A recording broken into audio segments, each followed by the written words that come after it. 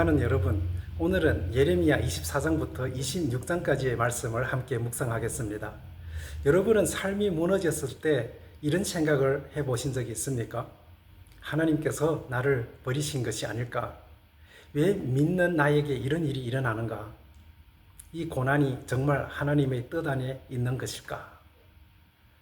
우리는 형편이 좋아지면 하나님께 복을 받았다고 생각합니다. 반대로 일이 뜻대로 되지 않고 건강이 무너지고 관계가 깨어지고 경제적으로 어려워지면 하나님께 버림받았다고 생각하기가 쉽습니다.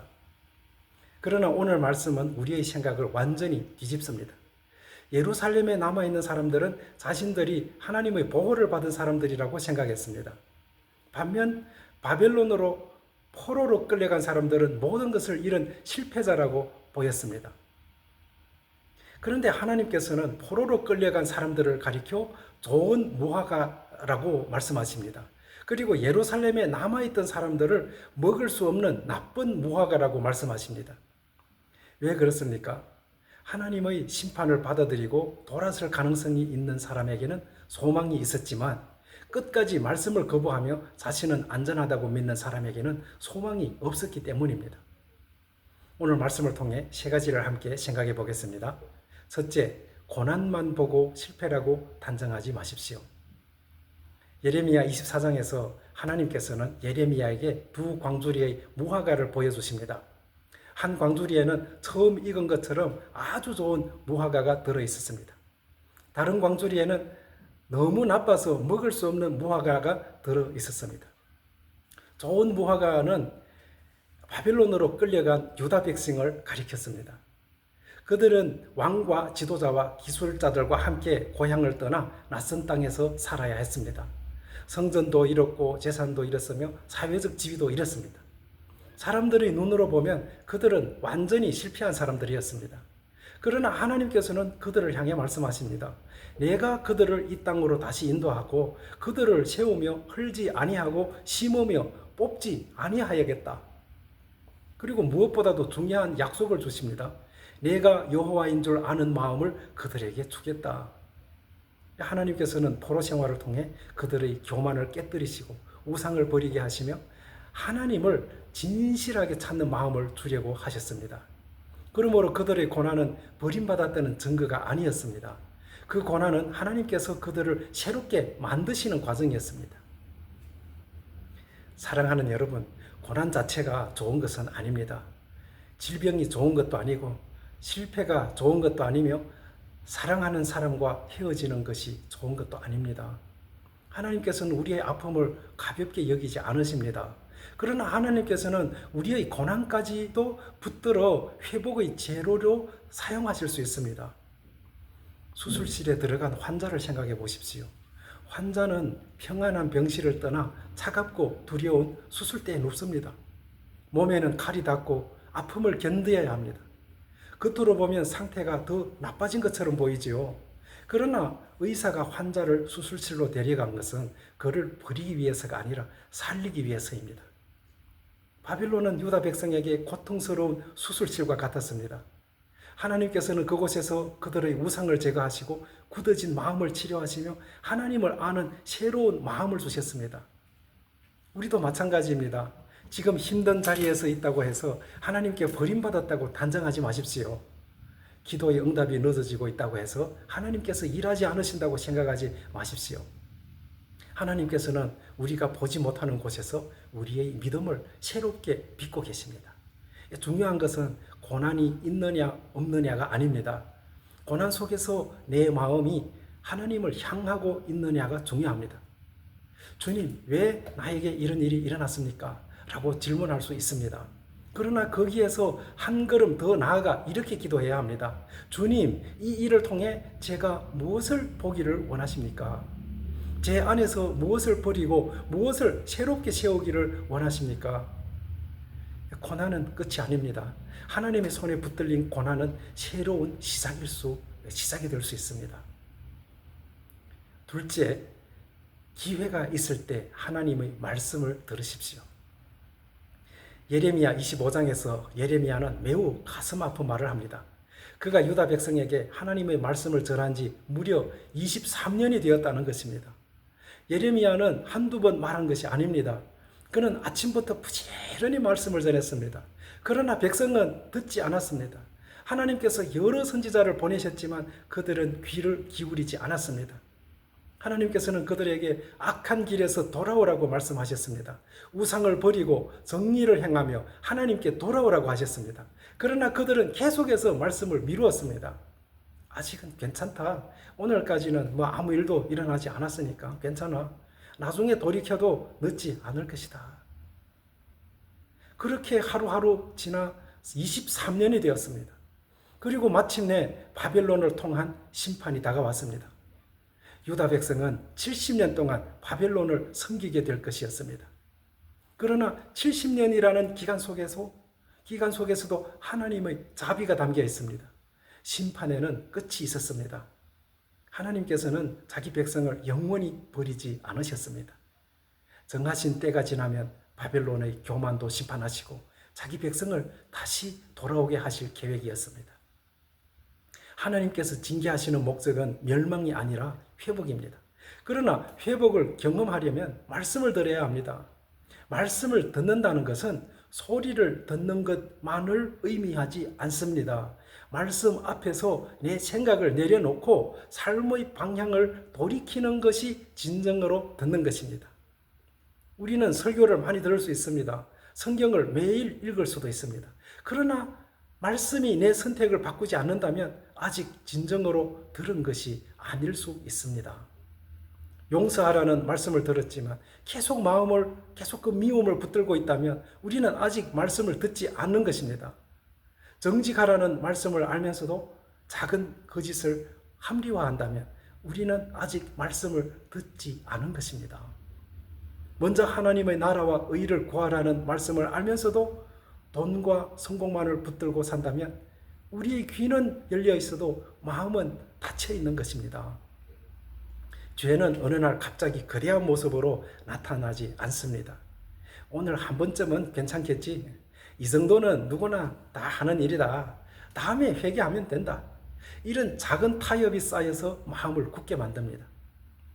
유다 백성의 가장 큰 문제는 말씀을 몰랐다는 것이 아닙니다. 오랫동안 말씀을 들었지만 순종을 미루었다는 것입니다. 그러므로 오늘 말씀을 들을 때 내일로 미루지 마십시오. 사과해야 할 사람이 있으면 오늘 사과하십시오. 끊어야 할 죄가 있다면 오늘 하나님 앞에 내려놓으십시오. 회복해야 할 예배가 있다면 오늘 다시 시작하십시오. 하나님의 음성이 들리는 오늘이 은혜의 날입니다. 예레미야 25장에는 하나님의 진노의 잔이 등장하지요. 죄로 가득한 민족들은 그 잔을 마시게 됩니다. 이 잔은 죄에 대한 하나님의 공의로운 심판을 상징합니다. 그런데 신약 성경으로 가면 예수님께서 겟세마네 동산에서 이 잔을 앞에 두고 기도하십니다. 예수님은 죄가 없으셨지만 우리가 마셔야 할 심판의 잔을 십자가에서 대신 받으셨습니다. 우리가 받아야 할 정죄를 받으시고 우리가 흘려야 할 피를 흘렸습니다. 십자가는 하나님께서 죄를 가볍게 여기지 않으신다는 증거입니다. 동시에 죄인을 끝까지 사랑하신다는 가장 확실한 증거입니다. 예수님께서 심판의 잔을 받으셨기에 우리는 구원의 잔을 받을 수 있게 되었습니다. 그러므로 복음은 죄를 지어도 괜찮다는 말이 아닙니다. 복음은 예수님께서 너희 죄값을 담당하였으니 이제 죄에서 돌이켜 하나님께로 오라는 초청입니다. 오늘 그 음성을 들으십시오. 셋째, 두려워도 진실한 말씀 앞에 서십시오. 예레미야 26장에서 하나님께서는 예레미야에게 성전 뜰에 서서 말씀을 전하라고 하십니다. 그리고 한 말씀도 빼지 말라고 명령하십니다. 예레미야가 전해야 했던 내용은 사람들이 듣기 좋아하는 말이 아니었습니다. 그들이 악한 길에서 돌이키지 않으면 예루살렘 성전도 실로처럼 황폐해질 것이라는 말씀이었습니다. 당시 유다 백성은 성전에 있는 한 자신들은 안전하다고 믿었죠. 그들은 예배의 형식은 지켰지만 삶에서는 불의와 우상숭배를 버리지 않았습니다. 성전을 믿었지만 성전의 주인이신 하나님께는 순종하지 않았습니다. 예레미야의 설교가 끝나자 제사장과 거짓 선지자들은 그를 붙잡아 죽이려고 했습니다. 너희가 어찌하여 이 성전을 향해 심판을 선포하느냐라고 공격했습니다.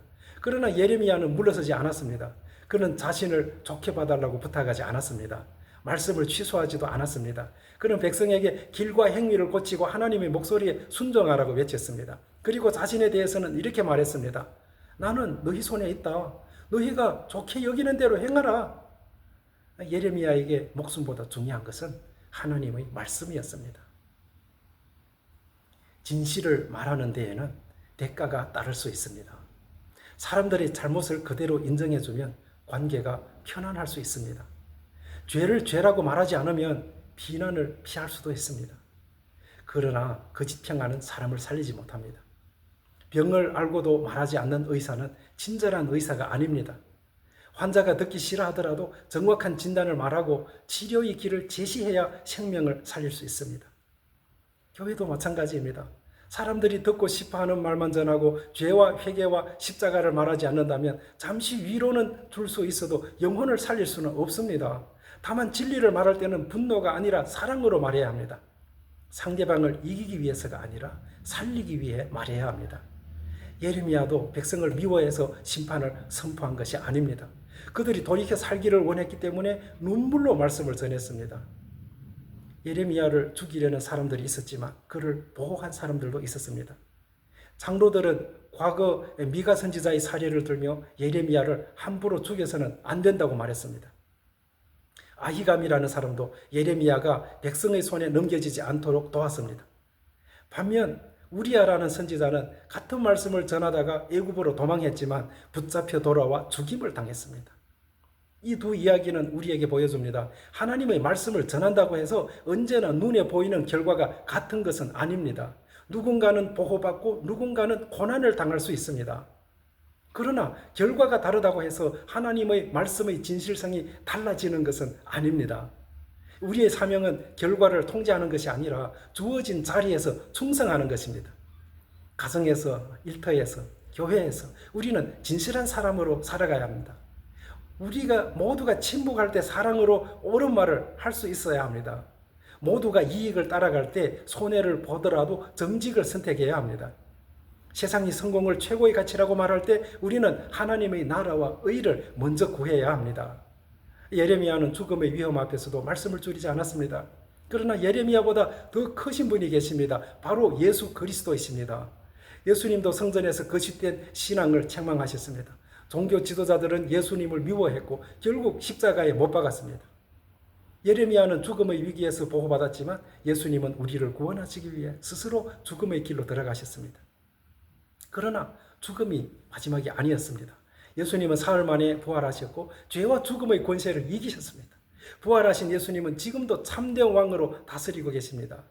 그분의 나라는 힘으로 사람을 억압하는 나라가 아닙니다. 십자가의 사랑으로 죄인을 용서하시고 깨어진 사람을 회복시키며 거짓을 진리로 이끄는 나라입니다. 사랑하는 여러분, 오늘 우리는 어느 무화과 광주리에 속해 있습니까? 겉으로 형편이 좋다고 해서 반드시 좋은 무화과는 아닙니다. 지금 고난을 겪고 있다고 해서 나쁜 무화과도 아닙니다.